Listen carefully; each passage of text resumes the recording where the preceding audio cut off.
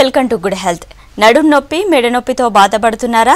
Disc సమస్యలు రావడానికి reasons ఏంటి? వీటి సిమ్టమ్స్ ఏ విధంగా ఉంటాయి? అలాగే వీటి వల్ల ఎలాంటి అనారోగ్య సమస్యలు వస్తాయి? ఆయుర్వేదంలో వీటికి ఎలాంటి ట్రీట్మెంట్ అందుబాటులో ఉందో తెలియజేయడానికి శ్రీ విశిష్ట నుండి డాక్టర్ జీకే రెడ్డి గారు ఉన్నారు. వారిని అడిగి మరిన్ని విషయాలు తెలుసుకుందాం. Hello sir, good evening. Hello మా. అసలు స్పాండిలోసిస్ ప్రాబ్లమ్స్ రావడానికి రీజన్స్ ఏంటి? అలాగే ఇందులో ఎన్ని టైప్స్ ఉంటాయి? యూజువల్గా స్పాండిలోసిస్ అనేది మనకి మెడ దగ్గర కానీ నడుము దగ్గర కానీ సర్వసాధారణంగా వచ్చే సమస్య. ఈ రోజున మనకున్న లైఫ్ స్టైల్, జీవన విధానాన్ని బట్టి చూస్తే ఎక్కువ ఒత్తిడితో కూడిన మానసిక ఒత్తిడితో కూడిన జీవన విధానంతో పాటుగా రెస్ట్ లేకుండా ఎక్కువ తిరగడం, దానికి తగినట్టుగా శారీరకంగా సరైన పోషణ లేకపోవడం, దీంతో శారీరకంగా ఉండే ధాతువులు వీక్ అవడం వల్ల కొద్దిగా కూడా శరీరం ఒత్తిడికి లోనైనా కూడా తట్టుకోలేని పరిస్థితి తయారవుతున్నాయి శరీరం. దాని నుంచి ఏంటంటే చాలా చిన్న వయసు నుంచే ఈ సమస్య తలెత్తడం అనేది ఎక్కువ మందిలో గమనిస్తున్నాం. స్పాండిలోసిస్ మెయిన్ మనకి మెడ దగ్గర సర్వైకల్ స్పాండిలోసిస్, అదేవిధంగా నడుము దగ్గర లంబార్ స్పాండిలోసిస్ అనేది ఎక్కువ సర్వసాధారణంగా చూస్తూ ఉంటాం. వెరీ రేర్ కండిషన్స్లో డార్సంలో కూడా, అంటే మధ్య భాగంలో కూడా ఎక్కువ టీచర్స్ కానీ, బ్యాంక్ ఎంప్లాయీస్ కానీ, లేకుంటే యాక్సిడెంటల్ కేసెస్లో కానీ ఒత్తిడికి గురైనప్పుడు ఇటువంటి పరిస్థితి ఏర్పడుతూ ఉంటుంది. వీటిలో ప్రధానంగా తెలుసుకోవాల్సింది ఏంటంటే లక్షణాల పరంగా మనం ఒక స్థాయి నుంచి ఇది తీవ్రం అవుతుంది అనేది గుర్తించే పరిస్థితి ఏర్పడుతుంది. సో చాలామందికి నొప్పి రావడం అనేది, లేకుంటే ఒక సైడ్ మెడ పట్టేయడం కానివ్వండి, లేకుంటే ఏమైనా ఒత్తిడితోటి బరువులు ఎత్తడం, ఒక పక్కకు వంగిలేచేటప్పుడు నడుము పట్టేయడం సర్వసాధారణంగా మనం చూస్తూ ఉంటాం. అలా కాకుండా ఈ నొప్పులు ఏవైతే నొప్పి పట్టింది అప్పటికప్పుడు తగ్గినట్టు ఏదైనా పెయిన్ కిల్లర్ కానీ ఆయింట్మెంట్ కానీ ఏమైనా అప్లై చేసినప్పుడు తగ్గినట్టుండి మళ్ళీ రిపీటెడ్గా అదే ప్లేస్లో కనుక నొప్పి తీవ్రతరం అనేది మళ్ళీ ఎక్కువ అవుతుంటే మాత్రం ఏమాత్రం అశ్రద్ధ చేయకూడదు. ఎందుకంటే అది డీప్ రూటెడ్గా ఇంకా ఇన్వాల్వ్మెంట్ అనేది లోపల ఉన్న నరాల మీద కూడా ఇన్వాల్వ్మెంట్ ఎక్కువ అవుతుందని అర్థం చేసుకోవాల్సిన పరిస్థితి ఏర్పడుతుంది. ఓకే సార్, కాలర్ ఉన్నారు కరీంనగర్ నుండి. హలో హలో సత్య గారు, అడగండి, మీ క్వశ్చన్ అడగండి. డాక్టర్ ఉన్నారు, చెప్పండి సత్య గారు. రైట్. అంటే ఇందులో ఎన్ని టైప్స్ ఉంటాయి? సర్వైకల్ స్పాండిలోసిస్, లంబార్ స్పాండిలోసిస్ ఉంటాయి కదా, వీటి సిమ్టమ్స్ ఏ విధంగా తెలుస్తాయి మనకి? సో యూజువల్గా సిమ్టమ్స్ అనేది మనకి మెడ భాగంలో చూసినట్టయితే దాన్ని సర్వైకల్ వర్టిబ్రా అంటాం. మెడ దగ్గర 7 వెన్నుపూసలు ఉంటాయి. అంటే మనకి స్కల్ నుంచి కింద మెడ మొదల భాగం వరకు కూడా మనకి root of the base of the neck వరకు మనకి 7 వెన్నుపూసలు ఉంటాయి. వీటిని సర్వైకల్ వర్టిబ్రాస్ అంటాం. సో ఏ 2 వెన్నుపూసల మధ్యలో స్పేస్ IBDS అంటాం, ఇంటర్ వర్టిబ్రల్ డిస్క్ స్పేస్. ఏ 2 వెన్నుపూసల మధ్యలో చోటు బాగా నేరోగా అయిపోయి మధ్యలో ఉన్న డిస్క్ జారి బయటకు వస్తుంది. ఆ ప్రదేశంలోనే మనకి తల నుంచి వదిలే పెద్ద నరం వస్తుంది, స్పైనల్ కార్డ్ అని చెప్తాం. అక్కడ నుంచి మనకి రైట్ అండ్ లెఫ్ట్ బాడీ పోర్షన్లో ప్రతి వెన్నుపూస మధ్యలో నుంచి స్పైనల్ నర్వ్స్ అనేవి శరీర భాగాలకి, మనకి కుడి భాగం ఎడం భాగాలు శరీర భాగాలకి అన్నిటికీ కూడా ఇక్కడ సర్వైకల్ నర్వ్స్, మన స్పైనల్ నర్వ్స్ అనేవి స్టార్ట్ అవుతాయి. సో ఎక్కడైతే ఈ రూట్ ఆఫ్ ద నర్వ్ దగ్గర కంప్రెషన్స్ అవుతాయో, ఈ నర్వ్ కంప్రెషన్స్ వచ్చినప్పుడు లక్షణాలు చాలా తీవ్రతరంగా ఉంటూ ఉంటాయి.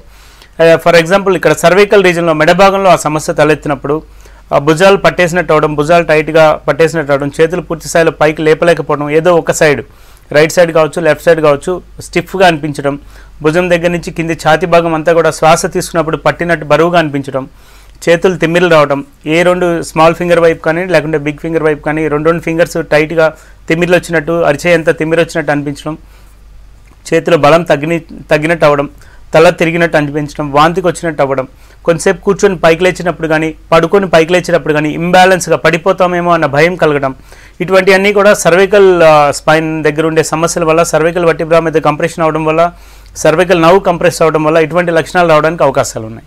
ఓకే సార్, కాలర్ ఉన్నారు, మాట్లాడదాం. హలో హలో హతిక్ గారు, మీ క్వశ్చన్ అడగండి. నమస్తే సార్. నమస్తే అండి సార్, నేను ఖమ్మం నుంచి మాట్లాడుతున్నాను సార్. చెప్పండి అండి.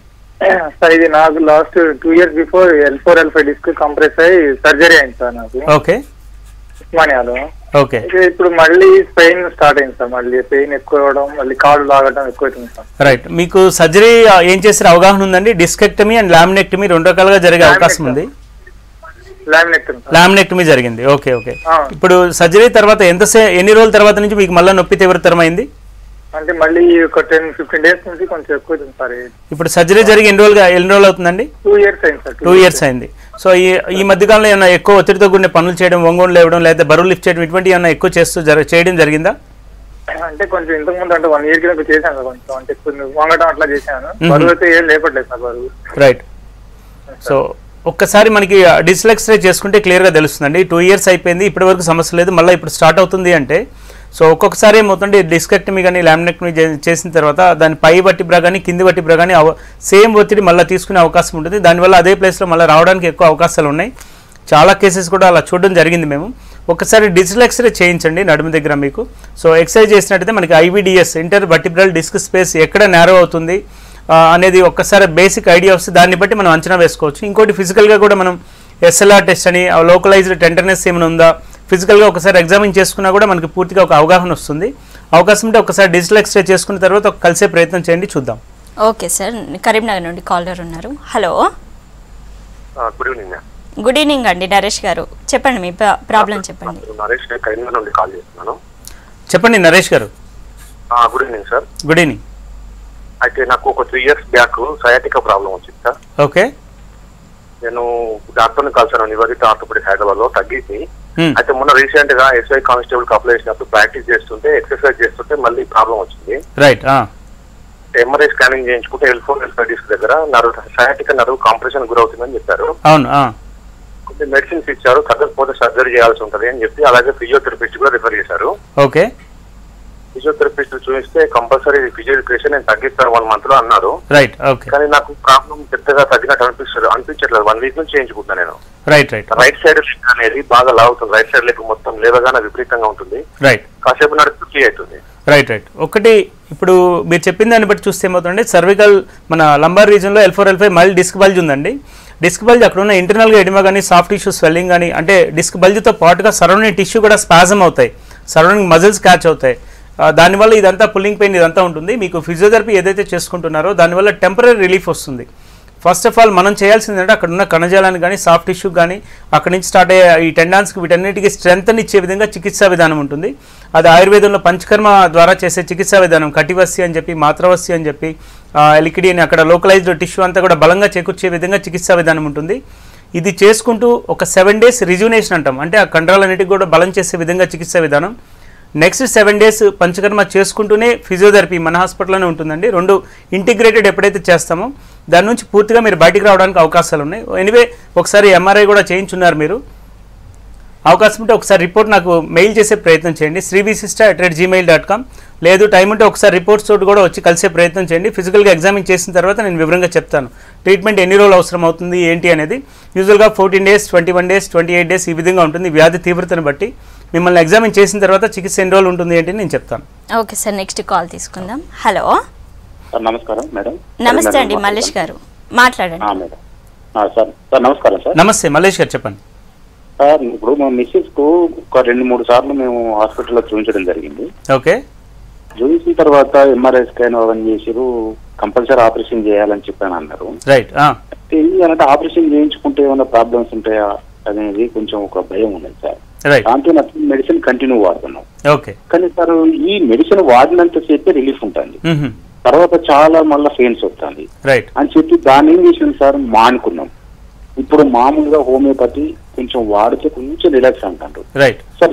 మీ యొక్క ప్రోగ్రామ్ లో మీరు వేరే ఛానల్ లో కూడా చూడడం జరిగింది. ఫోన్ చేస్తే కలవలేదు, ఇప్పుడు అనుకోకుండా ఫోన్ కలిసింది.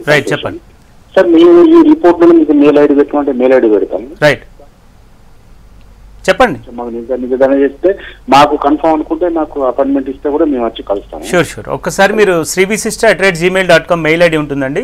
మీరు ఆల్రెడీ ఇంతకుముందు 2 సార్లు 3 సార్లు MRIలు కూడా చేశారన్నారు. ఉన్న రిపోర్ట్స్ అన్ని కూడా స్కాన్ చేసి నాకు మెయిల్ చేసే ప్రయత్నం చేయండి. అట్ ది సేమ్ టైం ఆమెకున్న కంప్లైంట్ ఇప్పుడు ఏ స్థాయిలో ఉన్నారు, ఎట్లా ఉన్నారని కూడా ఒకసారి లెటర్ రూపంలో స్కాన్ చేసి పంపించినా కూడా మొత్తం హిస్టరీ అంతా చూసిన తర్వాత చికిత్స ఏ విధంగా ఉంటుంది, ఎన్ని రోజులు అవసరం, ఆవిడ ఎంతవరకు మనం ఉపశమనం చేయగలం అనేది నేను వివరంగా చెప్తానండి.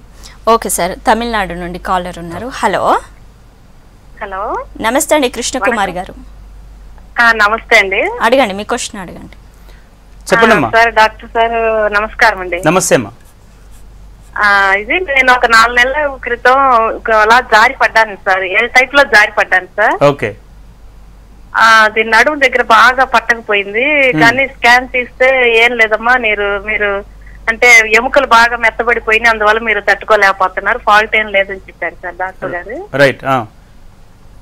కానీ లైట్ గా ఇంకా నొప్పిగానే ఉంటుందండి. కొంచెంసేపు ఎక్కువ కూర్చున్నా నొప్పిగా ఉంటుంది, ఏదో షింక్ దగ్గర అంటుతో ఉంటున్నా నొప్పిగా ఉంటుంది. రైట్. ఇప్పుడు అది ఎందువల్ల సార్? నడుము పై భాగంలో ఉంటుందమ్మా, కంప్లీట్ కింద వెన్నుపూస చివరి భాగంలో నొప్పి వస్తుందా? వెన్నుపూస చివరి భాగం సార్. సో వెన్నుపూస చివరి భాగంలో పెయిన్ ఉన్నప్పుడు ఎప్పుడు కూడా మామూలు జనరల్ లంబార్ ఎక్స్రేలో మనకి పెద్దగా ఇన్ఫర్మేషన్ తెలియదండి. సాక్రోకాక్సిజల్ రీజన్ ఎక్స్రే అంటే ఏమవుతుందంటే కింద కొంచెం యాంగిల్ మార్చి కొంచెం లాస్ట్ వర్టిబ్రా కూడా అంటే సాఫ్ట్ టిష్యూ మన ముక్కు ఎముక ఏ విధంగా ఉంటుందో చెవు ఎముక అదేవిధంగా చివరి వెన్నుపూస కాక్సిజల్ బోన్ అనేది కొద్దిగా కార్టిలేజ్ ఇన్వాల్వ్మెంట్ ఉంటుంది. అది దానికి దెబ్బ తగిలితే కొంచెం ఈ రకంగానే చాలా లాంగ్ స్టాండింగ్గా ఇబ్బంది పెట్టే కేసెస్ చాలా చూస్తున్నాం మేము. ఒకసారి సాక్రోకాక్సిజల్ కవర్ అయ్యే విధంగా ఎక్స్రే అనేది సపరేట్గా తీస్తారు. అది ఒకసారి ఆ ఎక్స్రే చేసుకుంటే ఏమైనా డిస్లోకేట్ అయిందా లేకుంటే ఏమైనా యాంగిల్ చేంజ్ అయినా అనేది మనకి ఆ ఎక్స్రేలో క్లియర్గా తెలుస్తుంది. అది ఒక్కసారి చూసిన తర్వాత నేను వివరంగా చెప్తాను. ఒకసారి ఆ ఎక్స్రే చేసిన తర్వాత నాకు మెయిల్ చేయండి srivisister@gmail.com. రిపోర్ట్ చూసిన తర్వాత నేను మీకు ఫీడ్బ్యాక్ ఇస్తాను ఏం చేయాలి ఏంటి అనేది. ఓకే సార్, చాలా మందికి డిస్క్ బల్జ్ అయింది అని చెప్తుంటారు. అంటే డిస్క్ బల్జ్ అంటే ఏంటి అసలు? యూజువల్గా డిస్క్ బల్జ్ అనేది ఇందాక నుంచి మనం చెప్పుకున్నాం. వర్టిబ్రా కాలం మనకి మెడ నుంచి నడుము వరకు కూడా ఒక ప్రత్యేకమైన అలైన్మెంట్లో ఉంటుంది. సో వెన్నుపూసకి మధ్యలో ఒక సాఫ్ట్ కుషన్ రబ్బర్ వంటి భాగాన్ని మనం డిస్క్ అని చెప్తూ ఉంటాం. సో యూజువల్గా వెన్నుపూస ఒక వర్టిబ్రల్ బాడీ ఉంటుంది, దానిపైన ఇంకొక వర్టిబ్రల్ బాడీ ఉంటుంది. ఈ రెండింటి మధ్యలో ఫ్రిక్షన్ కానీ ఖచ్చితంగా మనం బెండ్ అయినప్పుడు చేసినప్పుడు ఈ మధ్యలో ఆ రబ్బర్ వంటి భాగమే మనకి ఒక వెన్నుపూస తగలకుండా ఉండడం కానీ at the same time inter vertebral disc space కరెక్ట్గా మెయింటైన్ అవ్వడం కోసం ఈ డిస్క్ అలైన్మెంట్ అనేది ఉంటుంది. ఎప్పుడైతే మనం చేసే కార్యక్రమాలు ఒకే విధంగా ఒకే ఒత్తిడితో కూడిన కార్యక్రమాలు పడుకునే విధానం కానీ కూర్చునే విధానం కానీ అట్ ది సేమ్ టైం ఆఫీస్లో మనం చేసే వర్క్ ప్యాటర్న్ కానీ శారీరకంగా ఎప్పుడూ ఒకే సైడ్ పడుకోవడం, ఒకే విధంగా ఒక సైడ్కి యాంగిల్కి వంగి కూర్చొని టీవీ చూడడం, లేకుంటే పడుకొని బుక్స్ చదవడం, పడుకొని టీవీ చూడడం, ఈ పద్ధతిలో శరీరం ఒక అలైన్మెంట్ ఇఫ్ సపోజ్ ఇంట్లో ఫర్నిచర్ ఒకే విధంగా ఉంటుంది, ఎప్పటికీ మార్చడం జరగదు. సపోజ్ ఒక రైట్ సైడ్కి బెండ్ అయ్యి తల హైట్లో పెట్టుకొని బూస్టర్ పెట్టుకొని ఈ టీవీ చూసి అలవాటు ఉన్న వాళ్ళకి కంప్లీట్గా ఒకే యాంగిల్లో ఆ వర్టిబ్రా మీద ఒత్తిడి పడుతూ ఉంటుంది. ఈ విధంగా మన శారీరకంగా మనం చేసే ఒత్తిడి మనం కల్పించే ఒత్తిడిని బట్టి ఏ రెండు వెన్నుపూసల మధ్యలో స్పేస్ బాగా పూర్తిగా దగ్గరకు అవుతుందో ఆ రెండింటి మధ్యలో ఈ రబ్బర్ వంటి భాగం జారి బయటకు వస్తుంది. దాన్ని మనం డిస్క్ బల్జ్ అని చెప్తూ ఉంటాం.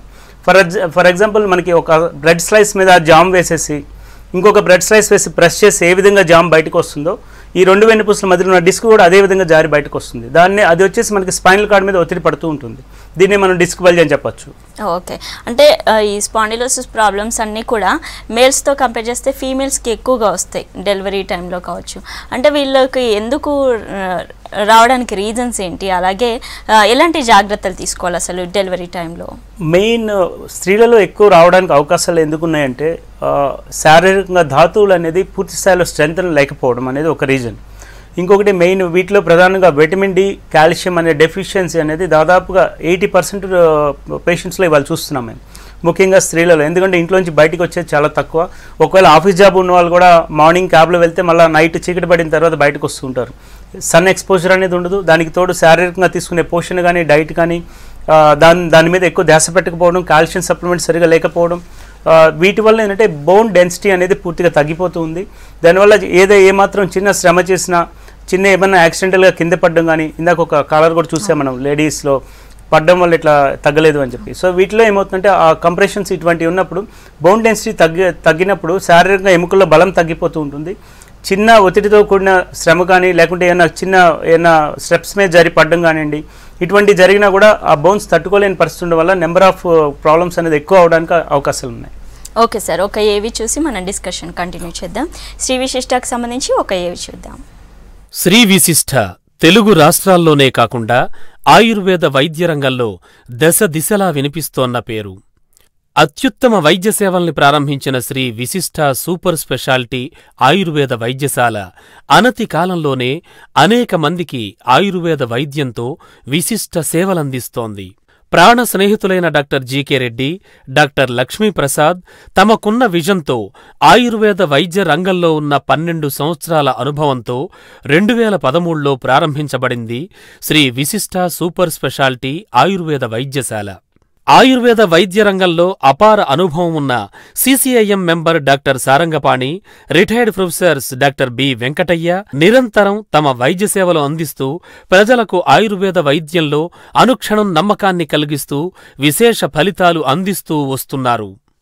ఆయుర్వేద వైద్యంలో మూలమైన పంచకర్మ చికిత్సకు ఆయుర్వేదంతో ఆధునీకరించి విశేష ఫలితాలను అందిపుచ్చుకుంటూ కొత్త పుంతలు తొక్కిస్తోంది శ్రీ విశిష్ట సూపర్ స్పెషాలిటీ ఆయుర్వేద వైద్యశాల.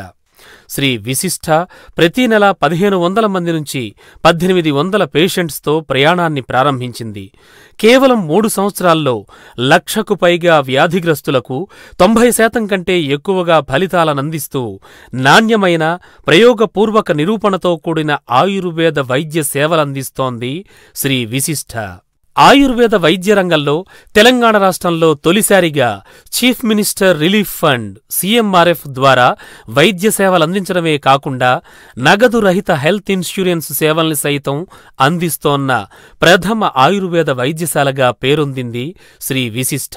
సెంట్రల్ కౌన్సిల్ ఆఫ్ ఇండియన్ మెడిసిన్లో ఆయుర్వేదం కోర్సులు చేసే విద్యార్థులకు సిలబస్ రూపకల్పనలో doctor Sarangapani, doctor Lakshmi Prasad, doctor Kishan కీలక పాత్ర పోషించడం శ్రీ విశిష్ట వైద్యుల అసాధారణ ప్రతిభకు అద్దం పడుతోంది.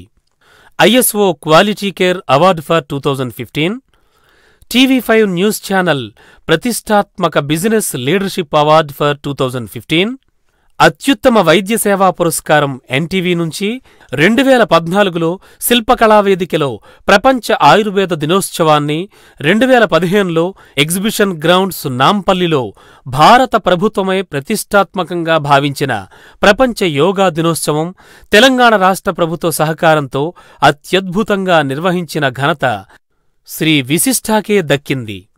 హైదరాబాద్ ట్రాఫిక్ పోలీస్ మరియు సేఫ్ స్వచ్ఛంద సంస్థతో సంయుక్తంగా హెల్మెట్ ధారణ అవగాహన కార్యక్రమం నిర్వహించింది. ప్రజల్లో చైతన్యం తీసుకొచ్చింది. ఆయుర్వేదం విశిష్టత, యోగా ప్రాముఖ్యత, రక్తదానం ఆవశ్యకత, అవయవదానం విశిష్టతను వివరిస్తూ అనేక అవగాహన మెడికల్ క్యాంపులను హైదరాబాదులో అనేక కార్పొరేట్ కంపెనీలు, స్కూళ్లు, కాలేజీల్లో నిర్వహించింది శ్రీ విశిష్ట. హైదరాబాదులో ఎర్రమంజిల్ వద్ద సివిల్ సప్లైస్ భవన్ ఎదురుగా విశాలమైన 5,000 చదరపు అడుగుల విశాల ప్రాంగణంలో ఆహ్లాదకరమైన ప్రశాంత వాతావరణంతో సేవలందిస్తోంది. దీర్ఘకాల వ్యాధులు మరియు వృత్తిపరంగా, వ్యక్తిగతంగా దైనందిన జీవితంలో ఎదురయ్యే మెడనొప్పి, నడున్నొప్పి, వెన్నెముకకు సంబంధించిన వ్యాధులకు, జీర్ణకోశం, మొలలు, ఫిస్టులా లాంటి దీర్ఘకాల వ్యాధులకు, సంతానలేమి, శృంగార సమస్యలకు, ఇలా అనేక సమస్యలకు శాశ్వత పరిష్కారం దిశగా ఆంధ్రప్రదేశ్, తెలంగాణల్లో ప్రజలకు అనతి కాలంలోనే చేరువయ్యింది శ్రీ విశిష్ట super speciality Ayurved hospital. ISO certification, నాణ్యమైన వైద్య సేవలు, online patient medical records maintenance, వ్యాధి నిర్ధారణ ఆధారిత చికిత్సా పద్ధతులు, చికిత్సానంతరం సంతృప్తితో వెళ్లే వ్యాధిగ్రస్తులు, ఆంధ్రప్రదేశ్, తెలంగాణల్లో మొట్టమొదటి నగదురహిత రీఎంబర్స్మెంట్ కలిగిన ఆయుర్వేద వైద్యశాల, NABH ప్రమాణాలు పాటించడం, ఇవన్నీ శ్రీ విశిష్ట ఆయుర్వేద వైద్య ప్రయాణంలో చేరుకున్న మజిలీలు. Welcome back. ఓకే సార్, మాట్లాడడానికి కాలర్ ఉన్నారు. హలో, నమస్కారం మేడం. నమస్తే అండి మల్లేష్ గారు, అడగండి, మీ క్వశ్చన్ అడగండి. సార్ నా పేరు రమేష్ అండి, నేను మంచిర్యాల జిల్లా నుంచి మాట్లాడుతున్నాను. చెప్పండి సార్. నాకు పోయిన సంవత్సరం L4, L5లో నేను బైక్ లేపుతా ఉండగా బెండాయి లేపుతా ఉంటే వేడిపడి L4, L5లో నరువు కంప్లీట్ చేస్తుంటాను. రైట్. నరువు కంప్లీట్ చేస్తూ రైట్ లెగ్ చెప్పేసి మొత్తం తిమ్మిరచ్చేసింది, కాలు నడవరావట్లేదు. ఓకే. అయితే ఇప్పటికి 1 year నుంచి నేను మామూలుగా నా పని నేను చేసుకున్నాను, బెండ్ అవ్వట్లేదు, ఏం కావట్లేదు. ఫిజియోథెరపీ చేయించాను, కానీ ఆపరేషన్ ప్రిపేర్ కావట్లేదు. ఆపరేషన్ అంటే నాకు భయం వేసింది, ఆపరేషన్ నేను అయ్యలేదు. సార్ ఇప్పటి వరకు నేను అది L4, L5 కంపేర్ చేస్తూ ఇప్పుడు ఏమైతుందంటే లెఫ్ట్ కి వస్తుంది సార్, లెఫ్ట్ 2 ఫింగర్స్ కి తిమ్మిడి వచ్చేస్తుంది. Okay okay. లెఫ్ట్ లెగ్ కి వస్తుంది. ఇంతకుముందు 1 year క్రితం రైట్ లెగ్ కి ఉండేది, లెఫ్ట్ లెగ్ కి వస్తుంది. రైట్. అయితే ఎంత నడిస్తే మనకు ఒక 10 అడుగులు వేసరికి కరెక్ట్ నడుస్తున్నాను, తర్వాత కాలు నడవరావట్లేదు. రైట్. పట్టేస్తుంది, మొత్తం పట్టేస్తుంది, మజిల్స్ అన్ని టైట్ అయిపోతున్నాయి. Right right. అది అశ్రద్ధ చేయకూడదండి, దానివల్ల ఇప్పటికే చాలా రోజులు నెగ్లెక్ట్ చేశారు మీరు. అంటే ఇనిషియల్గానే ఇప్పుడు సర్జరీ అంటే భయం కలిగినప్పుడు దానికి ఆల్టర్నేటివ్గా మనకి సర్జరీ అనేది అట్మోస్ట్ ఇంకా అవకాశం లేదు అన్నప్పుడు చేసే పరిస్థితి అది. ఇప్పుడు సర్జరీ వద్దు అనుకున్నప్పుడు ఇమీడియట్గా మనకి ఆయుర్వేదంలో ప్రత్యేకమైన చికిత్సలు, పంచకర్మ ద్వారా చేసే చికిత్సలు ఉన్నాయి. అక్కడ ఉన్న తీవ్రతను బట్టి ఒకసారి ఫిజికల్గా ఎగ్జామిన్ చేసుకుని దాని వల్ల మీ క్వాలిటీ ఆఫ్ లైఫ్ ఖచ్చితంగా ఇంప్రూవ్ అవుతుంది. అక్కడ సిమ్టమాటిక్గా రిలీఫ్ వచ్చేస్తుంది. సో ఏ స్థాయిలో ఉంది ఏంటి అనేది ఒకసారి చెక్ చేసుకున్న తర్వాత ట్రీట్మెంట్ ఇవ్వడానికి అవకాశం ఉంది. ఇప్పుడు మీరు చెప్పిన లక్షణాలు బట్టి కొద్దిగా తీవ్రతరంగా అది డిస్క్ ప్రొట్రూషన్ అయిందా, హెర్నియేషన్ అయిందా అనేది ఒకసారి లేటెస్ట్ రిపోర్ట్ చూసుకోవాల్సిన అవసరం ఉంటుంది. ఒకసారి ఫిజికల్గా కూడా ఎగ్జామిన్ చేసిన తర్వాత మీకు ఎంతవరకు మనం చేయగలమనేది నేను చెప్తాను. దానికి ఆయుర్వేదంలో ప్రత్యేకమైన చికిత్సా విధానం అనేది చేయాల్సిన అవసరం ఖచ్చితంగా ఉంది. మీరు కేవలం ఫిజియోథెరపీ వల్ల ఏమవుతుందంటే అక్కడ అప్పటికప్పుడు ఉపశమనం వచ్చినట్టు ఉంటుంది, ఒక రోజు వరకు మ్యాక్సిమం ఉండే అవకాశం ఉంటుంది. మళ్ళీ రెగ్యులర్ యాక్టివిటీస్కి వెళ్ళేసరికి మళ్ళీ పెయిన్ సివియర్గా మళ్ళీ కనిపించడం ఇటువంటి లక్షణాలు ఉంటాయండి. ఫస్ట్ ఆఫ్ ఆల్ అక్కడ కండరాలు బలం చేసుకుంటూ మీ మూమెంట్స్ అవి ఎక్సర్సైజ్ పరంగా కొన్ని మూమెంట్స్ రెగ్యులరైజ్ చేసుకుంటూ కండరాలు బలం చేసే విధంగా ఈ పంచకర్మ చికిత్స చేసుకున్నట్లయితే పూర్తిగా దాని నుంచి బయటికి రావడానికి అవకాశం ఉంటుంది. ఓకే సార్, నెక్స్ట్ కాల్ తీసుకుందాం. హలో హలో రత్నాల్ గారు, మీ క్వశ్చన్ అడగండి. నాకు డిస్క్ C6 C5 అరిగిపోయి అంటే ఇవి అయిపోయి బల్జ్ అయిపోయి ఓకే, దాని నుంచి బాగా పెయిన్ వస్తుంది. రైట్, లక్షణాలు ఎలా ఉన్నాయమ్మా? దానికి ట్రీట్మెంట్ పూర్తిగా నయం అవడానికి ఉందా, లేకుంటే ఉన్నంత వరకు తాత్కాలికంగా వాడుకోవడమా అనే దాని మీద నా సార్కి అడగదాం అనుకుంటున్నాను. రైట్ రైట్ అమ్మా, ఫస్ట్ ఆఫ్ ఆల్ మీది ఒక్కసారి మీరు ఆల్రెడీ బల్జ్ ఉంది అన్నారంటే ఖచ్చితంగా ఎంఆర్ఐ చేస్తుంటారు మీరు. ఒకసారి నాకు ఆ రిపోర్ట్ మెయిల్ చేసే ప్రయత్నం చేయండి, srivsista@gmail.com. మీ రిపోర్ట్ చూసిన తర్వాత అది ఏ స్థాయిలో ఉంది, ఎంత తీవ్రంగా ఉందనేది చూసిన తర్వాత అట్ ది సేమ్ టైం మీ లక్షణాలు ఎలా ఉన్నాయి, ఇప్పుడు ఆ గిడ్డినెస్ కానీ లేకుంటే చేతులు తిమ్మిరలు రావడం కానివ్వండి, లేకుంటే శ్వాసలో వ్యత్యాసం కానివ్వండి, ఇటువంటి లక్షణాల్లో ఏ స్థాయిలో ఉన్నాయి అనేది అట్ ది సేమ్ టైం ఫిజికల్గా కూడా ఒకసారి ఎగ్జామిన్ చేసుకున్న తర్వాత నేను డీటెయిల్గా మీకు ఎన్ని రోజులు చికిత్స అవసరం అవుతుంది, ఎంతవరకు మీకు పూర్తి స్థాయిలో రిలీఫ్ రావడానికి అవకాశం ఉందనేది చెప్పడానికి అవకాశం ఉందండి. ఓకే సార్, హిమాచల్ ప్రదేశ్ నుంచి కాలర్ ఉన్నారు. హలో సరే. హలో రజనీ గారు, చెప్పండి మీ ప్రాబ్లం చెప్పండి. నేను యాక్చువల్ గా నాకు సయాటిక్ పెయిన్ ఉన్నిందండి, రైట్ లెగ్. అంటే లాస్ట్ ఇయర్ సెప్టెంబర్ లో కొంచెం ఇల్లు షిఫ్ట్ అయ్యేటప్పుడు మరీ ఎక్కువ బరువులు మోయలేదు, but still I was getting right leg pain అండి. It's not pain exactly, weakness ఉండేది. అంటే బాగా పరిగిస్తే కాళ్ళు నొప్పులు ఎలా ఉంటాయి, మజిల్ స్టిఫ్నెస్ ఉంటుంది, మజిల్ పట్టినట్టు అవుతుంది. పట్టినట్లేదు కానీ ఒళ్ళు ఒత్తుకోవాలనిపిస్తే చూడండి, ఒళ్ళు నొప్పి అలా ఓన్లీ రైట్ లెగ్ కే ఉండేది. సో నేను డాక్టర్ దగ్గరికి వెళ్తే MRI scan lumbar part advise చేశారు. సో ఏం చెప్పారంటే L5/S1 స్పాండిలోలిథిసిస్ ఉందమ్మా, అది ఓవర్లాప్ అవుతుంది. కొంచెం ఎక్కువ బెండ్ అవడం వల్ల వర్టిబ్రల్ బాడీ అనేది ఒక పక్కకు వచ్చి ఒకదాని మీద ఒకటి ఓవర్లాప్ అవుతుంది. దానివల్ల యాంగిల్ డీవియేట్ అయ్యి మనకి వర్టిబ్రల్ కాలం మెయిన్ మనకి ఆ స్పైనల్ కార్డ్ మీద ఒక లైన్లో ప్రెషర్ పడడానికి అవకాశం ఉంది. దాన్ని సెట్టింగ్ చేయటం అంటే మీ బాడీ పోస్చర్ రెట్రోగ్రేడ్ మూమెంట్స్ అంటాం, దాన్ని మళ్ళీ నార్మల్ పోస్చర్కి తీసుకురావచ్చు. అది కొన్ని బాడీలీ ఎక్సర్సైజ్ కొన్ని ప్యాటర్న్స్ చేసుకుంటూ రావాల్సిన అవసరం ఉంటుంది. దానిలో భాగంగా ఈ పంచకర్మ ఏదైతే మనం అక్కడున్న కండరాలు కానీ సరౌండింగ్ టిష్యూ స్ట్రెంథన్ అవడం కోసం at the same time disc strengthen అవడం కోసం చేసే చికిత్సలు ఏవైతే ఉన్నాయో అవి చేసుకుంటూనే రెట్రోగ్రేడ్ ప్రోగ్రామ్స్ అవి చేసుకుంటూ వస్తే మీరు మళ్ళీ లెథసిస్ నుంచి బయటికి రావడానికి అవకాశం ఉందండి. ఓకే సార్, కాలర్ ఉన్నారు తిరుపతి నుండి. హలో హలో విశ్వనాథ్ గారు, మీ క్వశ్చన్ అడగండి. నమస్కారం అండి. నమస్తే అండి సార్, స్టెప్స్ నుంచి దిగుతా ఉంటే బ్యాక్ సైడ్ పూర్తి బట్ సైడ్ కింద పడడం జరిగింది. ఓకే, 1 month అవుతుంది సార్. అక్కడ పెయిన్ వచ్చింది. ఒక 10 days తర్వాత మామూలు అటిక్లోఫెనాక్ తీసుకుంటా ఉన్నాం, తగ్గిపోయిందండి. కంటిన్యూస్ గా మళ్ళీ బైక్ రైడింగ్ అప్పుడు కానీ కార్ రైడింగ్ అప్పుడు కానీ కొంచెం ఎక్కువ వస్తా ఉందండి. రీసెంట్ గా ఎక్స్రే తీసుకుంటే కింద కాక్లిక్స్ దగ్గర డిస్లొకేషన్ అయినట్టు చూపిస్తా ఉంది. అవును, దానికి ఏదైనా మన దగ్గర ట్రీట్మెంట్ చాలా క్రానిక్ గా ఇబ్బంది పెడుతుందండి. ఇప్పుడు జరిగి ఎన్ని రోజులు అయిందండి మీకు? 1 month అవుతుందండి. 1 month అండి. చాలా ఇబ్బందికరంగా ఉంటుంది, కూర్చోవడం లేవడం పోస్చర్స్ మారినప్పుడల్లా చాలా ఇబ్బందికరమైన నొప్పి రావడానికి అవకాశం ఉంటుందండి. ఒకసారి మీ రిపోర్ట్స్ నాకు షేర్ చేసే ప్రయత్నం చేయండి, srivsista@gmail.com. ఒకసారి నేను రిపోర్ట్ చూసిన తర్వాత మీకు ఫీడ్బ్యాక్ ఇస్తాను. లేని పక్షంలో దగ్గరలో ఉంటే ఒకసారి కలవచ్చు. నేను ఎవ్రీ ఫ్రైడే సాటర్డే వైజాగ్లో కూడా ఉంటుంటాను. మీకు ఎక్కడ దగ్గర ఉంటే అక్కడ వచ్చి నాకు కలవచ్చండి. ఓకే సార్, అసలు స్పాండిలోసిస్ అలాగే డిస్క్ ప్రాబ్లమ్స్ అన్నింటికి కూడా ఆయుర్వేదం ట్రీట్మెంట్ ఏ విధంగా యూజ్ అవుతుంది అంటే ఇందులో ఎక్కువగా ఆయిల్ థెరపీ, పంచకర్మ ఇలాంటివన్నీ ఉంటాయి కాబట్టి వాళ్ళకి పర్మనెంట్గా తగ్గే ఛాన్స్ ఉంటుంది. అంటే క్రానిక్గా ఉన్న టైంలో కూడా వాళ్ళకి తగ్గుతుందా? అవునండి, ఖచ్చితంగా ఉంటుంది. వాస్తవానికి ఏమవుతుంటే ఫస్ట్ ఆఫ్ ఆల్ మనం వ్యాధిని నిర్ధారణ చేసుకోవడం ఇక్కడ ఇంపార్టెంట్. సో వ్యాధి తీవ్రత ఏ స్థాయిలో ఉంది. ఇప్పుడు ఇందాక కాలర్ చెప్పారు, నేను ఫస్ట్లో చూసుకున్నప్పుడు రైట్ సైడ్ నొప్పి ఉండింది, నేను నెగ్లెక్ట్ చేసి ఓన్లీ టెంపరీ రిలీఫ్ చేసుకుంటూ వెళ్ళాను అని. సో ఆ టైంలో పేషెంట్ సర్జరీకి భయపడిన వెంటనే కనుక ఆయుర్వేదిక్ చికిత్సకు వచ్చినట్లయితే పేషెంట్ దాదాపుగా మనం చేసే చికిత్సా పద్ధతులతోటి పూర్తిగా నార్మల్ చేయొచ్చు. ఎర్లీ స్టేజ్లో కనుక మనం తీసుకోగలిగితే. అడ్వాన్స్ స్టేజ్లో ఇప్పుడు అతను ఉన్న కండిషన్ అడుగులు వేయడానికి కూడా 10 అడుగులు వేసేసరికి పక్క డీవియేట్ అవడం ఇటువంటి కండిషన్స్లో ఉన్నాడు. సో ఈ కండిషన్లో ఏమవుతుందంటే ఎంతవరకు రిలీఫ్ చేయగలం అనేది కూడా పేషెంట్ చూసుకొని చేయాల్సిన అవసరం ఉంటుంది. సో ఇటువంటి పరిస్థితులు ఏంటంటే పేషెంట్ కనుక ఎర్లీ స్టేజ్లో so more than 3 weeks 5 weeks కన్నా ఎక్కువ కంటిన్యూ నొప్పి రావడం, డ్రాగింగ్ పెయిన్ కానీ, పుల్లింగ్ పెయిన్ కానీ, at the same time numbness, తిమ్మిర్లు రావడం, ఇటువంటి కండిషన్స్లో ఎర్లీ స్టేజ్లో కనుక ఆయుర్వేదిక్ వైపు చూసినట్టయితే పూర్తిగా మనం వాళ్ళని సింప్టమాటిక్గా at the same time lifestyle, quality of lifestyle కూడా దాదాపుగా నార్మల్ చేయొచ్చు అనమాట. ఓకే, అంటే ఎలాంటి ప్రికాషన్స్ తీసుకోవాలి అసలు ట్రీట్మెంట్తో పాటు వీళ్ళకి పెయిన్ మళ్ళీ? సో చికిత్సా విధానంలో ఉన్నప్పుడు మనం కొన్ని పోస్చర్స్ చెప్తుంటాం. ఫస్ట్ ఆఫ్ ఆల్ ఇక్కడ ఏంటంటే ట్రీట్మెంట్ ఒకటే ఇంపార్టెంట్ కాదు, అది వ్యాధికి రావడానికి కారణం. ఇప్పుడు person to person it differs. If suppose software employee చూసుకుంటే ఒక విధమైన లైఫ్ స్టైల్, జీవన విధానం ఉంటుంది. ఒక బ్యాంక్ ఎంప్లాయ్కి ఒక డిఫరెంట్గా ఉంటుంది. అట్లాగే ఒక టీచర్కి ఒక డిఫరెంట్ జీవన విధానం ఉంటుంది. సో వీటిలో వాళ్ళ లైఫ్ స్టైల్ పూర్తిగా ఒక్కసారి మనం తీసుకొని వాళ్ళకు సిట్టింగ్ పోస్చర్స్ కానివ్వండి, స్లీపింగ్ పోస్చర్స్ కానివ్వండి, వాళ్ళ ఆఫీస్లో కూర్చునే విధానం, ఇవన్నీ కూడా ఒక్కసారి పూర్తి స్థాయిలో మనం అనలైజ్ చేసుకొని వాళ్ళ ప్రెషర్ పాయింట్స్ అంటాం. అంటే ఏ పద్ధతిలో కూర్చోవడం వల్ల ఎక్కువ మెడ దగ్గర కానీ నడుము దగ్గర కానీ ఒత్తిడి పడడానికి అవకాశాలు ఉన్నాయి. సో ఈ విధంగా పేషెంట్కి పూర్తి స్థాయిలో అవేర్నెస్, వాళ్ళకి పూర్తిగా అవగాహన కల్పిస్తే వాళ్ళు కూర్చునే విధానం మీద, పడుకునే విధానం మీద జాగ్రత్తలు తీసుకుంటూ మనం చేసే చికిత్స వల్ల పూర్తిగా బయటికి రావడం జరుగుతుంది.